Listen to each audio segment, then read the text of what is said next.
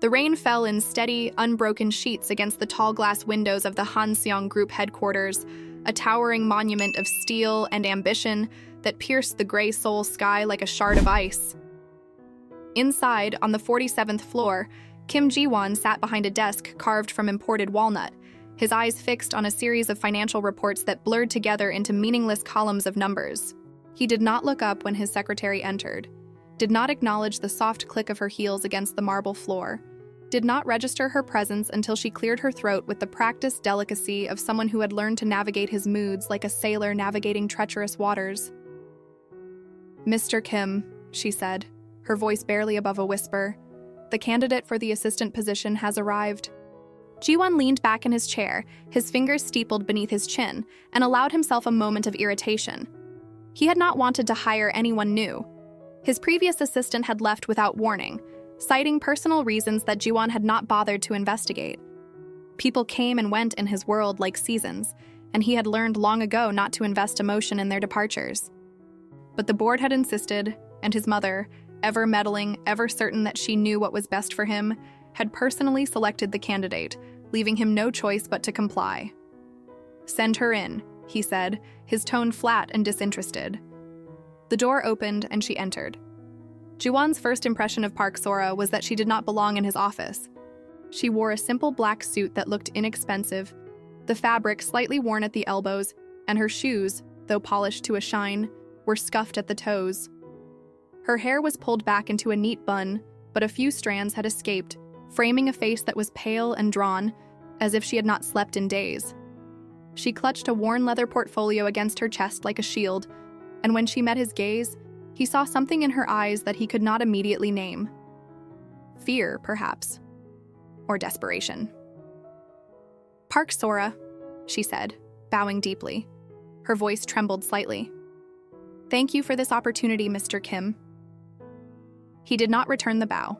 Instead, he gestured to the chair across from his desk with a flick of his wrist, a gesture so casual it bordered on dismissive. She sat, perching on the edge of the seat as if afraid to take up too much space, and placed her portfolio on her lap.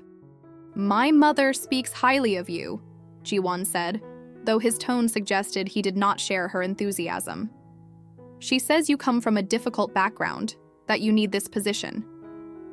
Sora's cheeks flushed, a deep crimson that spread across her pale skin like spilled wine. She lowered her gaze to her hands, which were clasped tightly together, the knuckles white. "Yes, Mr. Kim," she said quietly. I am very grateful for this chance. I will work hard. I promise I will not disappoint you." Ji-won studied her for a long moment, his expression unreadable. He saw the threadbare quality of her clothing, the way her shoulders seemed to carry a weight far heavier than her small frame should bear, the faint shadows beneath her eyes that spoke of sleepless nights and endless worry. He saw all of this, noted it with the clinical detachment of someone observing an insect beneath glass, and felt nothing. "You will start tomorrow," he said. "My expectations are high. I do not tolerate mistakes, and I do not accept excuses. If you cannot meet my standards, you will be dismissed. Do you understand?" "Yes, Mr. Kim," Sora said, bowing her head. "I understand." "Good. You may go." She rose quickly, clutching her portfolio to her chest, and bowed again before turning toward the door. Ji-won watched her leave, noting the slight tremor in her hands, the way she walked as if afraid the ground might give way beneath her feet. When the door closed behind her, he returned his attention to his reports, dismissing her from his thoughts as easily as one might dismiss a passing cloud. He did not think of her again until the next morning, when she arrived at his office precisely 15 minutes before the start of the workday. She wore the same black suit, though she had clearly attempted to press it, and she carried a small notebook and pen in one hand. She bowed when she saw him, her movements careful and precise, and waited for him to acknowledge her before speaking. "Good morning, Mr. Kim," she said. "I am ready to begin." Ji-won glanced at her briefly, then gestured to a stack of files on the corner of his desk.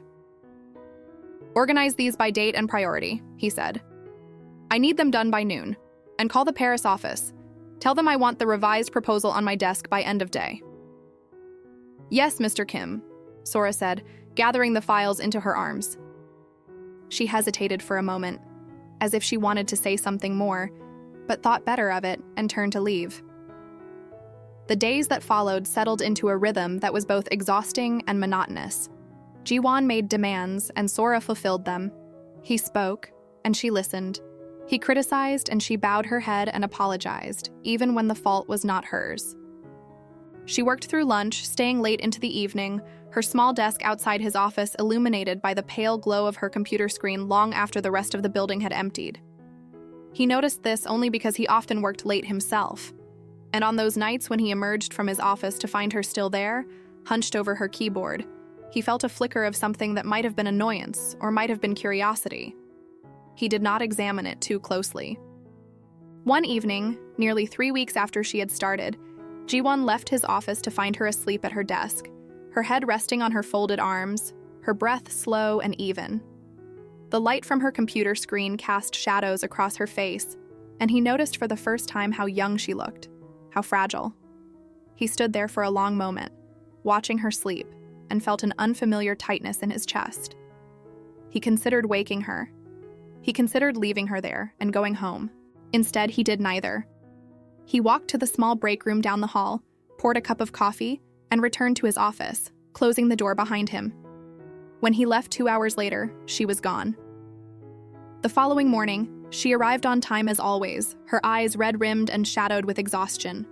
She bowed and greeted him as she always did, and he said nothing about finding her asleep the night before. But that afternoon, when she brought him his coffee, he noticed that her hands were shaking so badly she nearly spilled it. He looked up sharply, ready to reprimand her, and saw that her face had gone ashen, her lips pressed together in a thin line. "Are you ill?" he asked, his tone more irritated than concerned. "No, Mr. Kim," she said quickly. "I apologize. I did not sleep well." "Then sleep better," he said curtly. "I cannot have you making mistakes because you are too tired to function." She bowed deeply. "Yes, Mr. Kim, I am sorry." He waved her away, returning his attention to his work, but something about the encounter lingered in his mind, refusing to be dismissed. That evening, as he prepared to leave, he found himself pausing at her desk. She was typing furiously, her eyes fixed on the screen, a small furrow between her brows. "Go home," he said abruptly. She looked up, startled. "Mr. Kim? You heard me. Go home. You look like you are about to collapse." For a moment, he thought she might argue, but instead she simply nodded, saving her work and gathering her things with quick, efficient movements. She bowed before leaving, and he watched her go, feeling that same unfamiliar tightness in his chest. It was several days before he learned the truth. He had not intended to eavesdrop. He had simply been passing by the break room when he heard voices, Sora's soft, hesitant tone, and the sharper, more insistent voice of one of the junior accountants, a woman named Lee Minji who had always struck Jiwon as petty and small-minded. "I do not understand how someone like you got this position," Minji was saying, her voice dripping with disdain.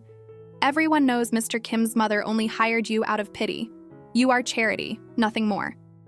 "Please," Sora said quietly. "I just want to do my job."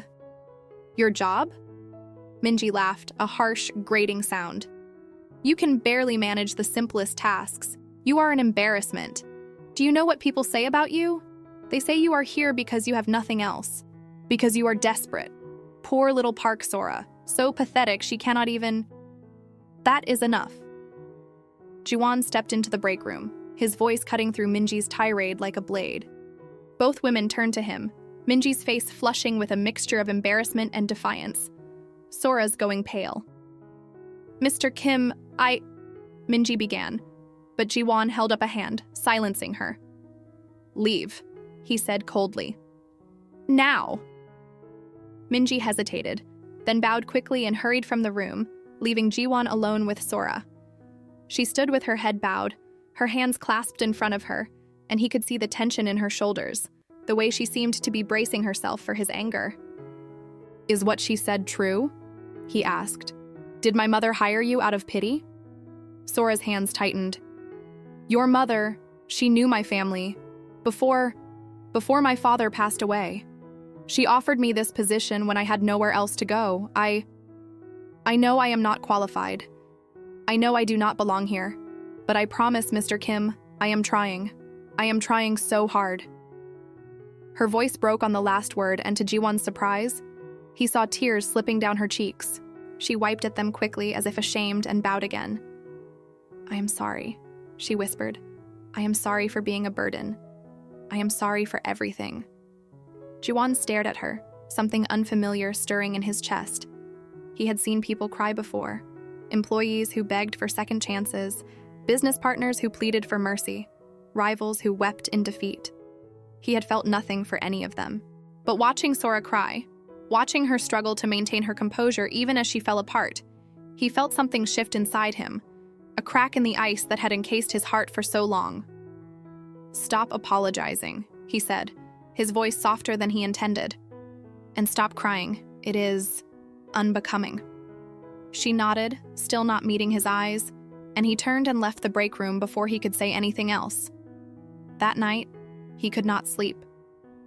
He lay in his expensive bed in his empty penthouse, staring at the ceiling, and thought about the way Sora had looked when she cried.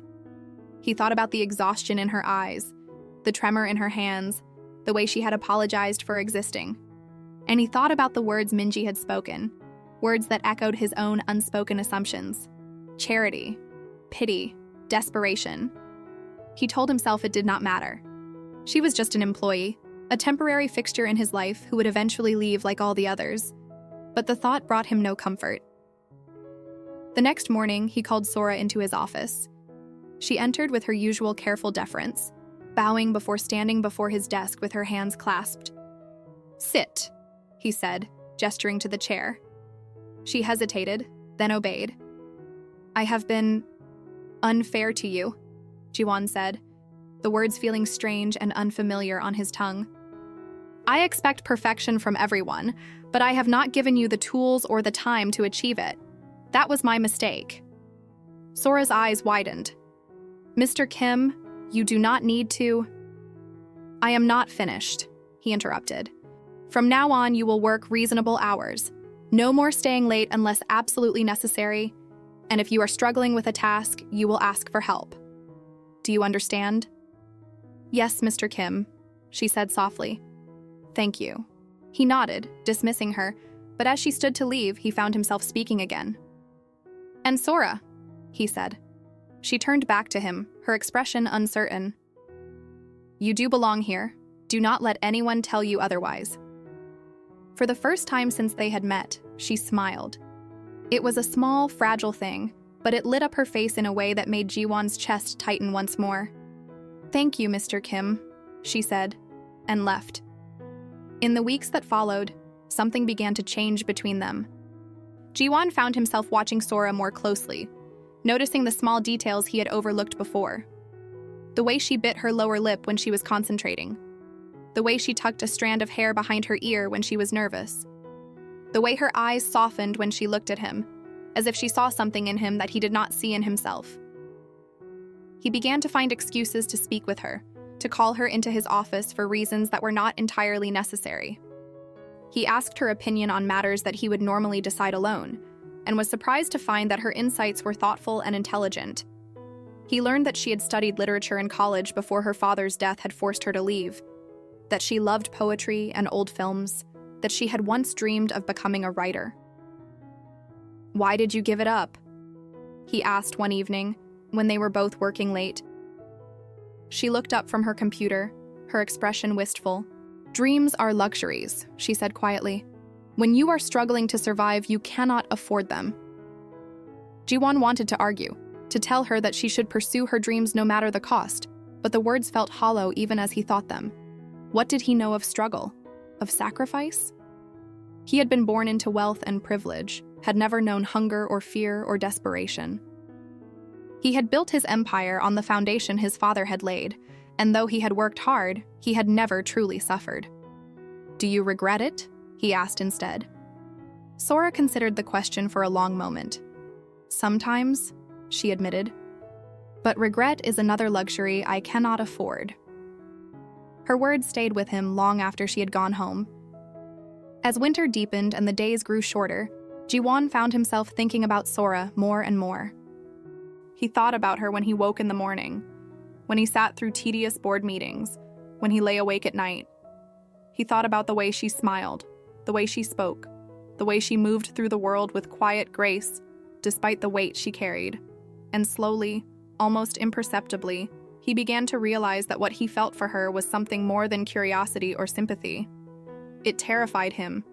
He had built his life on control, on the careful management of his emotions and desires. He had no room for weakness, no tolerance for vulnerability. Love was a complication he had never allowed himself to consider, a distraction from the work that defined him. But Sora had slipped past his defenses without even trying, and now he found himself caught in a web of his own making, unable to escape and unwilling to try. He did not know what to do with these feelings. He did not know how to name them or how to act on them. So he did what he had always done. He buried them, pushed them down beneath layers of ice and indifference, and told himself that they did not exist. But they did exist, and they grew stronger with each passing day. It was late February when everything changed. Jiwon had been in Tokyo for a week, attending a series of meetings with potential investors. The trip had been exhausting and ultimately fruitless, and he returned to Seoul in a foul mood, snapping at his driver and his secretary, and anyone else who dared to speak to him. He went straight to his office, intending to bury himself in work and forget about the wasted week, but when he arrived, he found Sora's desk empty. "Where is she?" he demanded of his secretary. The woman blinked, clearly startled by his tone. "Miss Park called in sick this morning, Mr. Kim. She said she would return tomorrow." Jiwon felt a flash of irritation, followed immediately by concern. Sora had never called in sick before, had never missed a day of work no matter how exhausted or unwell she appeared. Something was wrong. He told himself it was not his concern. She was entitled to sick days like any other employee. But the worry gnawed at him, refusing to be dismissed, and by mid-afternoon he found himself standing outside her apartment building, a nondescript structure in one of Seoul's poorer neighborhoods. He had never been here before. He had obtained her address from her employment file, a violation of privacy that he justified by telling himself he was simply checking on a valuable employee. But as he climbed the narrow staircase to the third floor, he knew he was lying to himself. Her apartment was at the end of a dimly lit hallway. He knocked, and after a long moment, the door opened. Sora stood before him, and Jiwon felt his breath catch. She looked worse than he had ever seen her. Her face pale and drawn, her eyes red and swollen, her hair falling loose around her shoulders. She wore an old sweater and faded jeans, and she stared at him with an expression of such shock and confusion that he almost turned and left. "Mr. Kim," she said, her voice hoarse. "What are you doing here?" "You did not come to work," he said, the words sounding absurd even to his own ears. "I wanted to make sure you were all right." She stared at him for another moment, then stepped aside to let him in. Her apartment was small and sparse, barely larger than his walk-in closet. A narrow bed stood against one wall, covered with a faded quilt. A small table and 2 chairs occupied the center of the room, and a kitchenette took up one corner. There were books everywhere, stacked on the table, piled on the floor, lining makeshift shelves fashioned from wooden crates.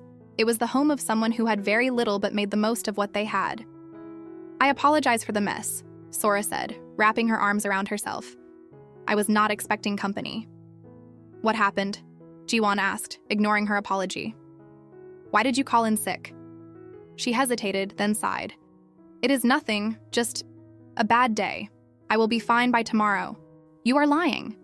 "Mr. Kim?" "Do not lie to me, Sora." The use of her given name seemed to break something in her. Her shoulders sagged, and she sank into one of the chairs, covering her face with her hands. "My landlord raised the rent," she said quietly. "I cannot afford it. I have been looking for a cheaper place, but everything is too expensive or too far from work. I do not know what to do." Jiwon felt a surge of anger, not at her, but at the unfairness of it all, at the cruelty of a world that punished people for being poor. "How much do you need?" he asked. She looked up sharply. No, Mr. Kim, I cannot." "How much?"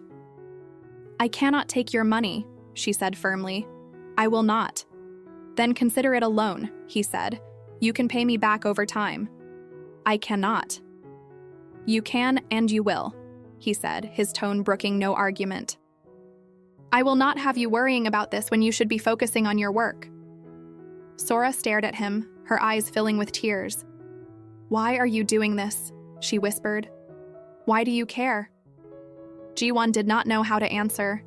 He did not know how to explain the tightness in his chest, the way his heart seemed to stutter when he looked at her, the overwhelming need to protect her from the world and all its cruelties. So he said nothing, simply reaching into his jacket and pulling out his checkbook. How much? He asked again. She told him, her voice barely audible, and he wrote the check without hesitation, handing it to her. She took it with trembling hands, staring at it as if it were something precious and fragile. Thank you, she whispered. I do not know how to repay you. You do not need to repay me, Jiwon said. Just take care of yourself. That is all I ask. He left before she could say anything else, his heart pounding in his chest. That night, he could not stop thinking about her, about the way she had looked at him, the tears in her eyes, the gratitude in her voice. He thought about her small, shabby apartment, the books she surrounded herself with, the quiet strength she carried despite everything. And he realized, with a clarity that both terrified and exhilarated him, that he had fallen in love with her. The realization should have changed everything. It should have prompted him to act, to tell her how he felt, to offer her more than just money and concern.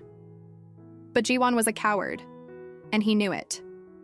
He had spent his entire life avoiding vulnerability, building walls around his heart, and he did not know how to tear them down, so he said nothing. He returned to work the next day and pretended that everything was as it had always been, even as his heart ached with the weight of unspoken words. Sora returned to work as well, and though she tried to thank him again, he waved her off with a curt dismissal that he knew hurt her. He saw the confusion in her eyes, the uncertainty, but he could not bring himself to explain. He was terrified that if he spoke, if he allowed himself to be honest, she would see the truth, that he was not the cold, untouchable CEO he pretended to be, but a man who was desperately, hopelessly in love with her. The months passed and winter gave way to spring. The city came alive with cherry blossoms and warm breezes, and Jiwon watched as Sora seemed to bloom along with it. She smiled more often, laughed at small jokes, carried herself with a confidence he had not seen before. And though he was glad to see her happy, he could not shake the growing sense of dread that settled over him like a shadow. He had waited too long. He had been too proud, too afraid, too determined to maintain his carefully constructed facade. And now, he feared, it was too late. His fears were confirmed on a warm April afternoon when Sora asked to speak with him privately. He gestured for her to sit, his stomach twisting with apprehension, and watched as she folded her hands in her lap and took a deep breath. Mr. Kim, she began, her voice steady but soft. I wanted to thank you for everything you have done for me. You have been kinder to me than I ever expected, and I am grateful. You do not need to thank me, Jiwon said, though his voice sounded hollow. I do, she insisted, but I also wanted to tell you that I have been offered another position at a publishing house. It is something I have always wanted to do, and I think it is time for me to move on. Jiwon felt as if the ground had been pulled out from beneath him. You are leaving, he said flatly. Yes, Sora said. I am giving my 2 weeks' notice. He stared at her, his mind racing. He should congratulate her. He should wish her well. He should let her go with grace and dignity. But instead, he felt a surge of panic, a desperate need to make her stay. Why? He asked. Why now? She looked at him, and he saw something in her eyes that made his heart clench. Because I cannot stay here anymore, she said quietly. Because every day I stay, it becomes harder to breathe. And I do not think you understand why. Then explain it to me, Jiwon said, his voice rising. Tell me why you are leaving. Sora stood, her hands trembling. Because I am in love with you, she said, the words tumbling out in a rush. And I know you do not feel the same way. I know I am just your assistant, just another employee, and I have tried so hard to accept that. But I cannot do it anymore. I cannot keep pretending that I am fine when I am breaking inside. Ji-won stared at her, his heart pounding. Sora. Please do not say anything, she said, holding up a hand. I do not need your pity, and I do not need you to let me down gently. I just needed you to know. And now I do, and I can leave with a clear conscience. She turned and walked out of his office, leaving Ji-won sitting alone in the silence. He should have gone after her. He should have told her the truth, confessed his own feelings, begged her to stay. But he did nothing. He sat at his desk, frozen, as the minutes ticked by and the sun sank lower in the sky. By the time he finally stood, intending to find her and make things right, she was already gone. The next 2 weeks were the longest of Ji-won's life. Sora came to work each day, efficient and professional, but the warmth that had once existed between them was gone. She spoke to him only when necessary, her tone polite but distant, and she avoided his gaze whenever possible. He wanted to talk to her, to explain, to tell her everything he had been too afraid to say, but the words stuck in his throat every time he tried. On her last day, she cleaned out her desk and said goodbye to her colleagues. Ji-won watched from his office, his hands clenched into fists, as she walked toward the elevator. He told himself to let her go. He told himself it was better this way. But as the elevator doors began to close, something inside him snapped. Sora, he called, rushing out of his office. The door stopped and she stepped out, looking at him with a mixture of surprise and wariness. Mr. Kim, she said. He crossed the distance between them in a few long strides, stopping just in front of her. Do not go, he said, his voice raw. Please. I know I have been a fool. I know I have hurt you. But I cannot let you leave without telling you the truth. What truth? She asked, her voice barely above a whisper. That I love you, Ji-won said, the words spilling out of him in a torrent. I have loved you for months, maybe longer, but I was too afraid to admit it. I thought if I ignored it, it would go away, but it did not. And now you are leaving, and I am terrified that I have lost you forever. Sora stared at him, her eyes wide and glistening with tears. You love me, she repeated. Yes, he said. I love you, and I know I do not deserve you. I know I have been cold and cruel and distant, but if you give me a chance, I will spend the rest of my life proving to you that I can be better, that I can be the man you deserve. For a long moment, she said nothing. Then slowly, she shook her head. No, she said softly. Ji-won felt as if he had been struck. No? I loved you, Ji-won, she said, and the use of his given name felt like a blade.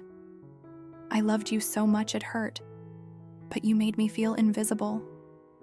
You made me feel like I was nothing. And even now, even after everything, you only realized how you felt when I was leaving. That is not love. That is fear of loss. That is not true, Ji-won said desperately. I have loved you for... If you loved me, you would have told me, Sora interrupted.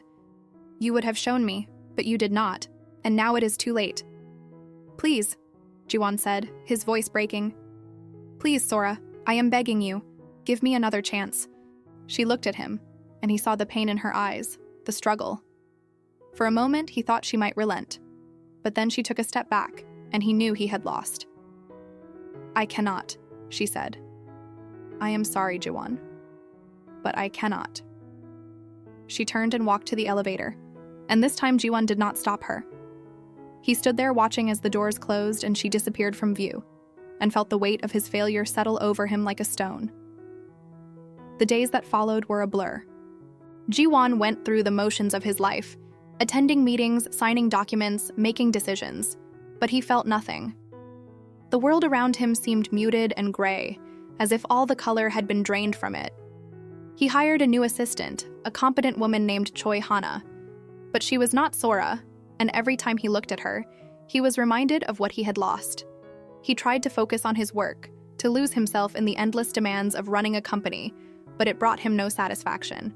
He had spent his entire life building his empire, sacrificing everything for success, and now he realized how hollow it all was.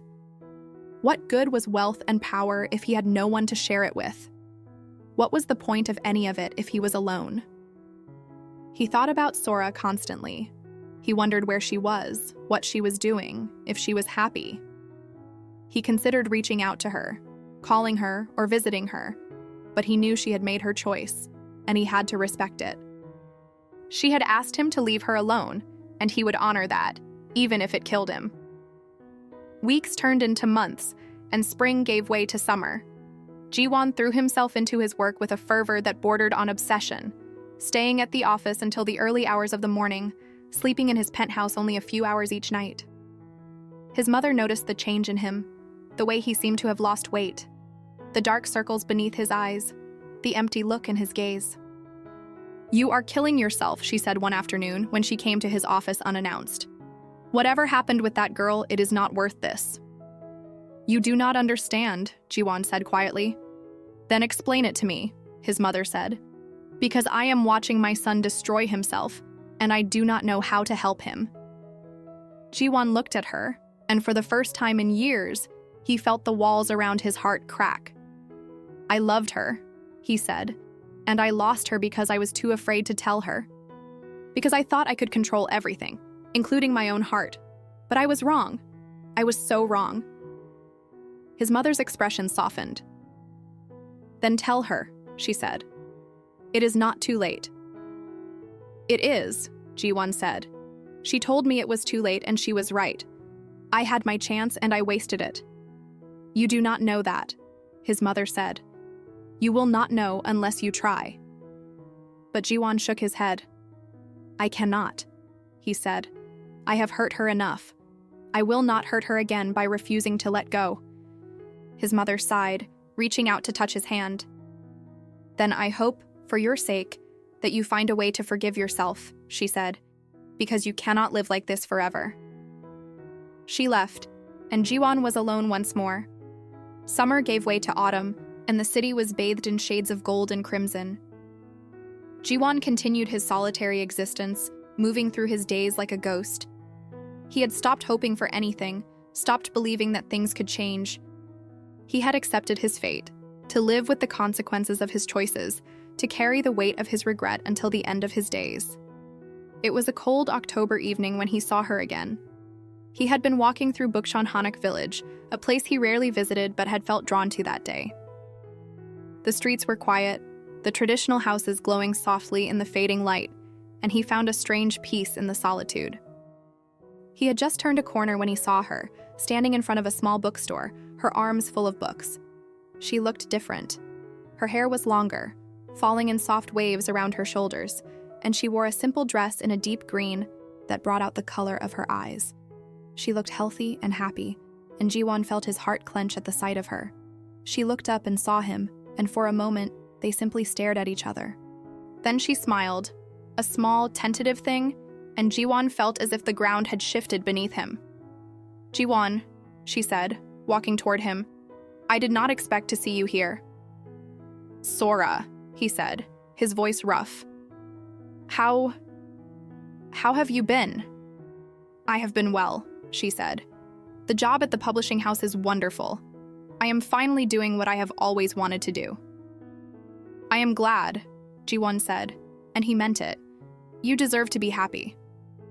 "Thank you," she said. There was a pause, and then she added, "And you?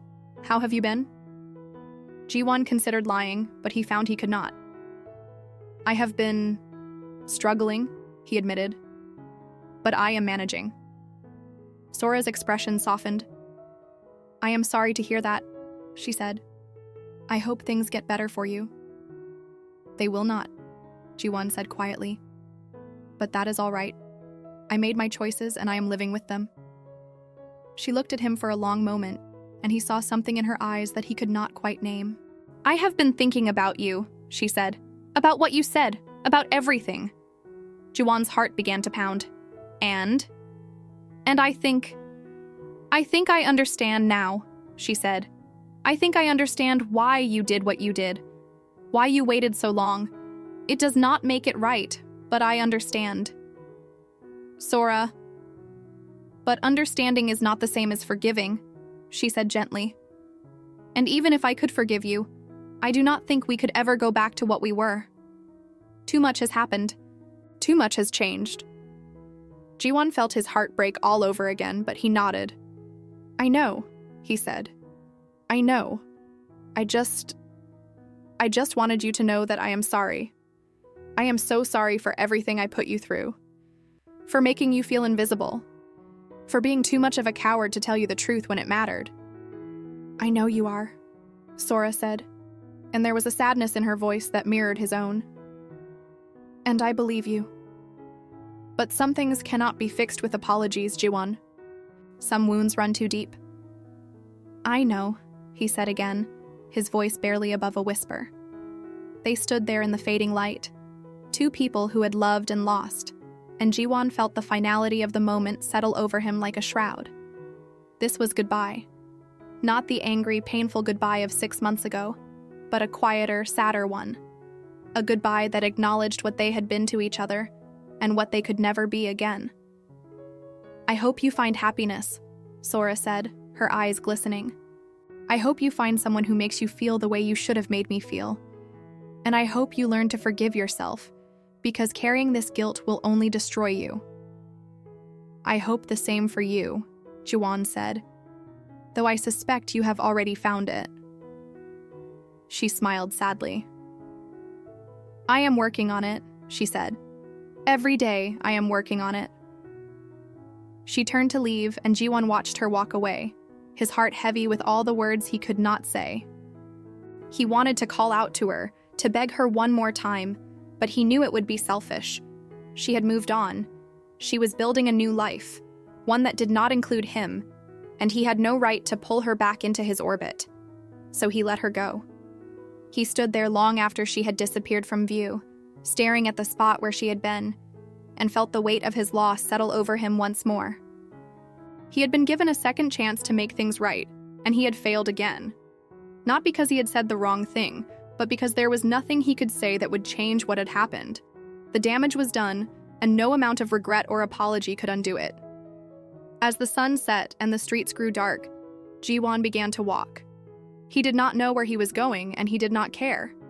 He simply walked, one foot in front of the other, his mind replaying every moment he had shared with Sora. He thought about the first time he had seen her, standing in his office with fear and desperation in her eyes. He thought about the late nights they had worked together, the quiet conversations, the small smiles that had made his heart race. He thought about the day she had confessed her love, and the way he had frozen, too afraid to reach out and take what was being offered. He had been given something precious, something rare, and he had thrown it away because he was too proud and too afraid to admit he needed it. He had spent his entire life building walls around his heart, convinced that strength meant never showing weakness, never letting anyone in.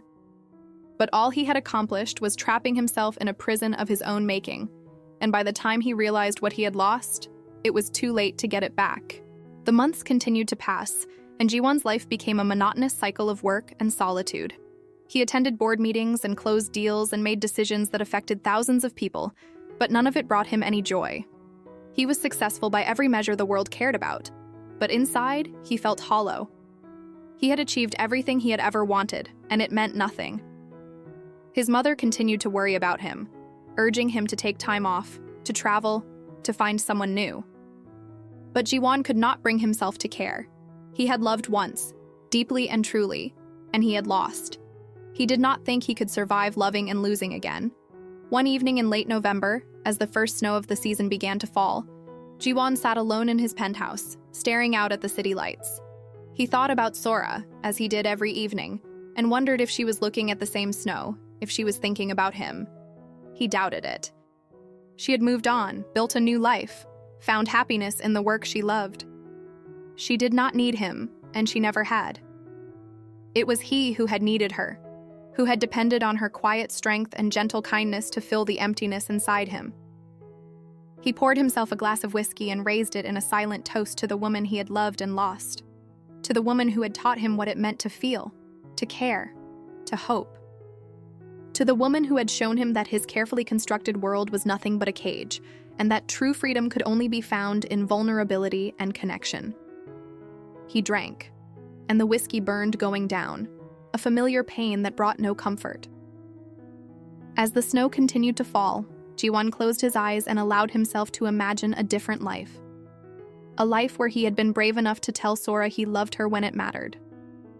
A life where they had built something together, something real and lasting. A life where he was not alone. But it was only a fantasy, a dream of what could have been. And when he opened his eyes, he was still sitting alone in his empty penthouse, watching the snow fall on a city that did not care about his pain. Winter settled over Seoul like a cold, unforgiving blanket, and Ji-won continued to exist rather than live. He went through the motions, maintained appearances, kept his company running with ruthless efficiency. But inside, he was dying. Slowly, quietly, he was dying. He thought about Sora every day. He wondered if she was warm, if she was safe, if she was happy. He imagined her sitting in her small apartment surrounded by books, writing the stories she had always dreamed of writing. He imagined her smiling, laughing, living a life full of color and light. And he was glad for her, even as his own world remained gray and lifeless. One cold December afternoon, Ji-won received a package at his office. It was small and wrapped in brown paper with no return address. He opened it carefully and inside found a book.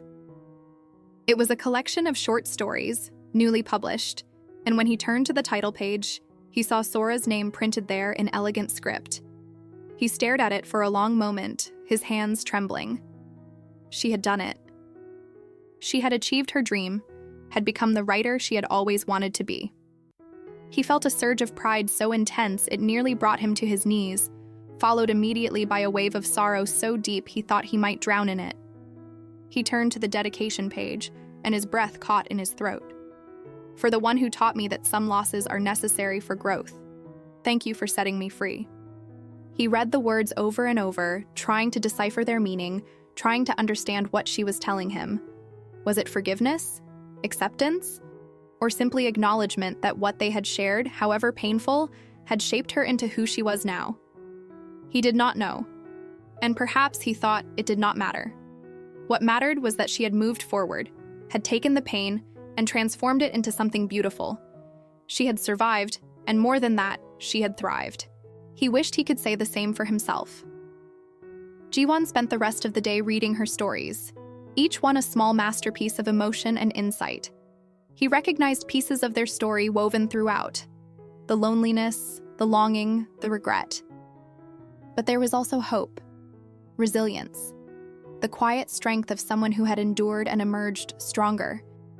When he finished the last story, he closed the book and held it against his chest, feeling closer to her in that moment than he had in months.